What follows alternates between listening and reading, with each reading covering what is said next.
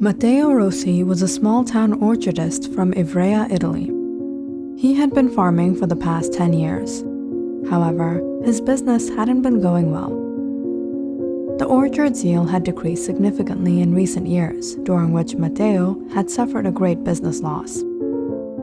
Struggling to remain financially stable, Matteo began to search other means of making an income.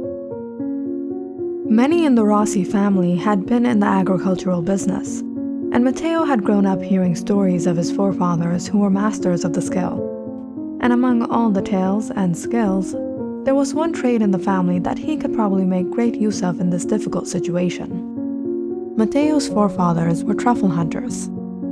They scavenged the wild forests of Italy for these mushrooms. Though back in the days, being abundant, truffles were not of much profit and farmers often even threw them away. But now, considering the scarcity of the mushroom, the price has skyrocketed into the thousands for only 1 pound of black truffles. If Matteo could scavenge these mushrooms himself, he would not just be able to pay off his loans, but be financially secure.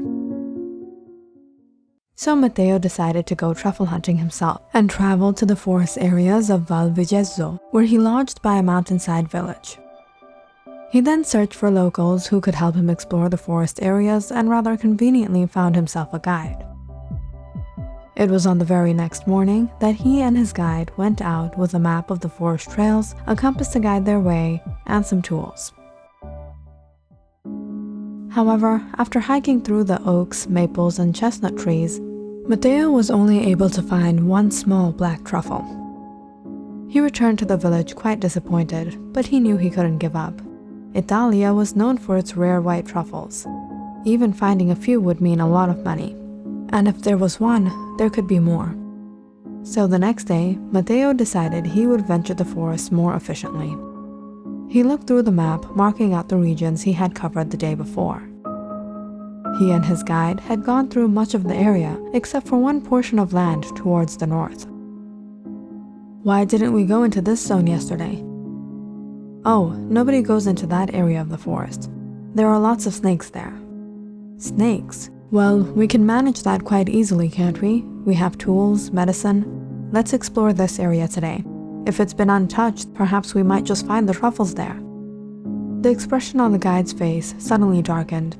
He waved his hands no. No, mi dispiace, signore. I cannot take you in there. It's too dangerous. And it wasn't just this guide, but when Matteo went out and searched for someone who could take him to that specific zone, not a single person in the village agreed to his offer. Nevertheless, Matteo was determined to scavenge each and every corner of the forest here, and a few petty snakes was not going to deter him. Matteo made arrangements to go himself. He prepared a secure tent for staying the night, he packed a machete, a snake venom kit, and last but not least, carbolic acid, which he would use as snake repellent. Early the next morning, Matteo set out ignoring the admonition of the villagers. The hike to the region was quite easy as Matteo had some knowledge of navigating these terrains. But once he didn't expect, once he entered the forbidden region, was to spot a treehouse. Do people live here? Matteo called out, "Hello, is anyone there?" It was silent. Quite curious, Matteo climbed up the ladder and peeked inside, but it was empty. He jumped back down and rubbed off his palms, checking the route again. A little doubtful whether he was in the right area. No, Matteo was in the exact region the villagers feared. He scanned the area, choosing a direction to walk towards.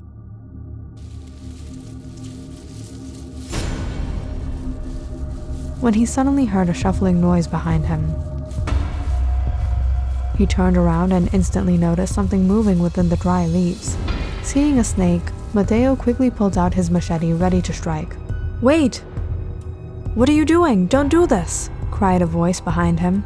Matteo stood shocked, seeing a young woman out here in the forest.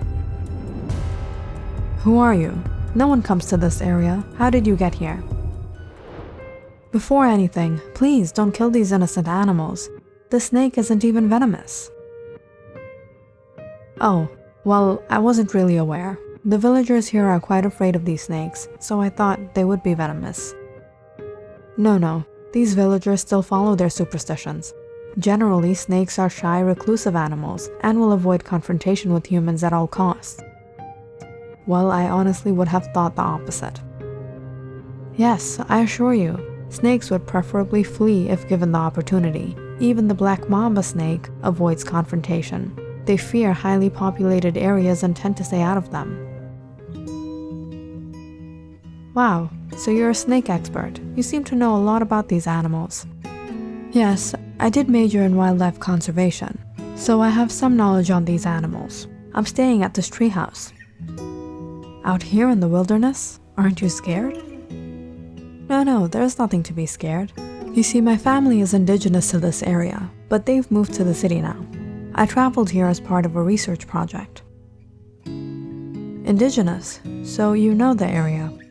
I'm Matteo Rossi. So how many days have you been here?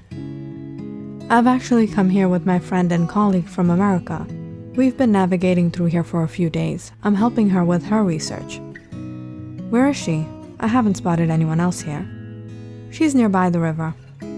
River? Could you please take me there? Sure. Matteo followed Sophia through the forest grounds. Before long, he started to hear a flowing stream and another young woman by the water. Katrina, this is Matteo. Matteo, this is Katrina. Catherine put down her container in which she was collecting algae specimens from the river water. Hello, how are you? This is the first time I'm actually seeing someone in this area. I'm botanist Catherine Jones. Well, thank you. I was scavenging through the forest for truffles. Those exotic mushrooms? Yes, Matteo said, taking out a small truffle from his bag. Would you two women happen to know where I can find more like this? Sophia took the truffle in her hand and examined it. Truffles. I've smelt this pungent scent before. You won't find them anywhere near here.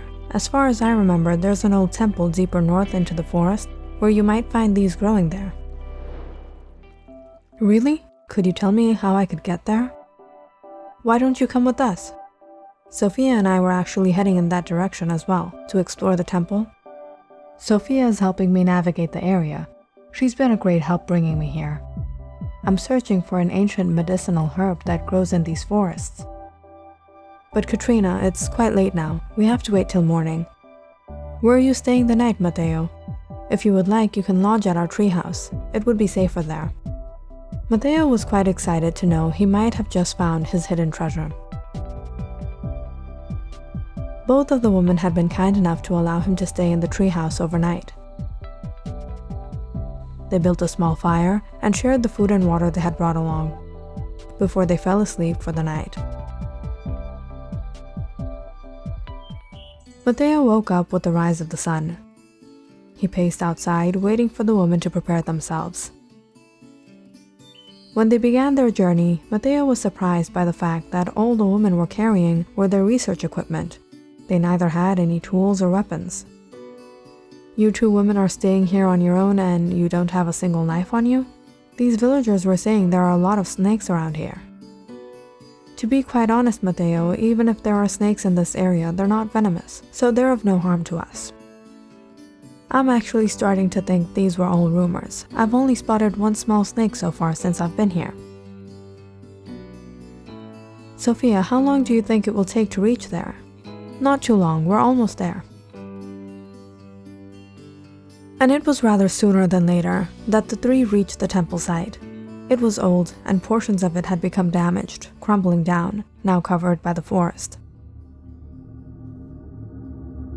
Matteo took a step into the first structure, which was the biggest of them all. He was a bit taken aback and honestly frightened by a large idol inside. He quickly walked out and into the temple area, where he was thrilled spotting the numerous oak and hazelnut trees that grew within the structures. He could already smell the pungent odor of the truffles in the soil. He followed the scent and started digging the earth. Matteo was overjoyed, unearthing large black truffles one after the other. Have you found what you've been searching for? Catherine said as she stooped down to inspect the truffles. Yes. I can't explain to you how happy I am to see these. I didn't expect to find so many. This is going to be worth a fortune. Just as Catherine picked up one of the truffles, she and Matteo heard a strange hissing noise behind them. They dropped their things and turned around, seeing the tail of a large snake slithering within the shadows of the temple entrance. Seeing Sophia step forward, Catherine went to call her out of fear, when she suddenly froze hearing Sophia speak towards the darkness. "Claudia, sister, I've brought her here." Matteo and Catherine looked at each other confused and a bit frightened. What is happening? Sweat dropped down Catherine's forehead as she asked Sophia, "Sophia, who are you speaking to?" That's when Sophia turned around. Her tongue slowly hissed out on her lips, long and forked, as she began to transform.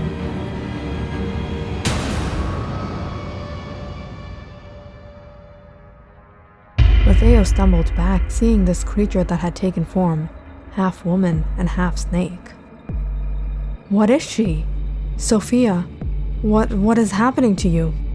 Katrina, I've brought you here to serve a special role for me and my family. What are you talking about, Sophia? Out of the darkness of the temple came out another snake woman. Matteo was petrified to see her hovering over them all. She was nearly 6 feet tall, but her lower body slithered much longer like a snake. "Sister, look here at the new bride for our brothers and our father," Sophia said as she slithered around Catherine. Catherine tried to run in fear, however, she was encompassed by Sophia's long tail. "You have done well, my sister. Now we will be able to better our progeny," Claudia said as she hissed her tongue out just inches away from Catherine's face. Catherine cried out in horror. "Let go of me, Sophia. I was always nice to you. I admired you for the knowledge you had. I took you as an acquaintance. But it was all a lie. You betrayed me. You said you would help me in my research, but all you did was trap me into this. Why are you doing this to me?" Sophia loosened her grip and stood in front of Catherine. She looked her in the eyes. "Katrina, try to understand. I had to do this. For me. For my family." "What family? You lied to me. You're no human being.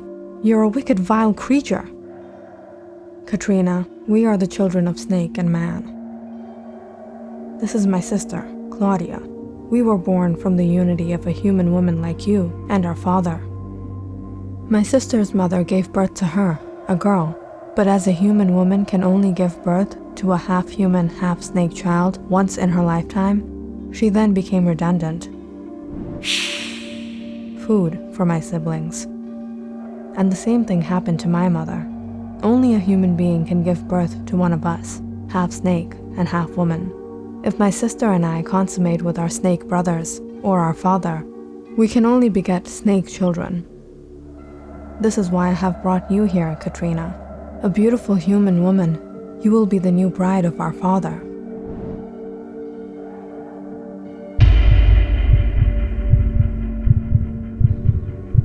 "What is this you have brought, Sophia? A male? What use do we have of him?" Claudia said, laughing as she slithered up to Matteo and coiled her tail around him as he tried to escape. Matteo was left speechless, paralyzed in fear, seeing this creature hissing just inches away from his face. Catherine trembled, looking at numerous snakes slithering out of the temple entrance. However, they all passed her and surrounded Claudia. Claudia smiled at them, letting loose of Matteo. "My children, feast until you're content." "What? No, no!" Matteo screamed, horrified. Catherine stared at the snakes in fear. She gulped, looking at Sophia hissing in front of her. Matteo was fortunate to become food, but what was going to happen to her? "Katrina, you have to give us a brother, so that me and my sister can consummate with him and beget better species. No sister this time."